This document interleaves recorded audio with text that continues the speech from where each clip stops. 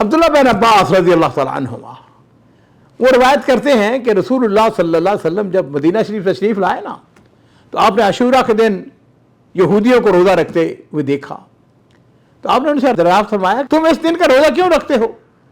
कहने लगे कि ये एक अजीम दिन है, इस दिन अल्लाह ताला ने मूसा अलैहिस्सलाम को और उनकी कौम को फिरौन से नजात दी थी, फिरौन और उसकी कौम को गर्क किया था।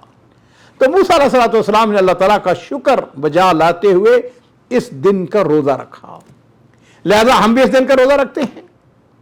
मेरे माँ बाप कुर्बान हो, नबी करीम सल्लल्लाहु अलैहि वसल्लम ने उसके ऊपर इरशाद फरमाया, तुम्हारे मुकाबले में हम मूसा अलैहिस्सलाम के साथ ज्यादा हकदार और ज्यादा करीबी तल्लुक रखते हैं। इस पर नबी करीम सल्लल्लाहु अलैहि वसल्लम ने आशूरे के दिन का खुद भी रोज़ा रखा और सहाबा कराम को भी रोज़ा रखने का हुक्म दिया।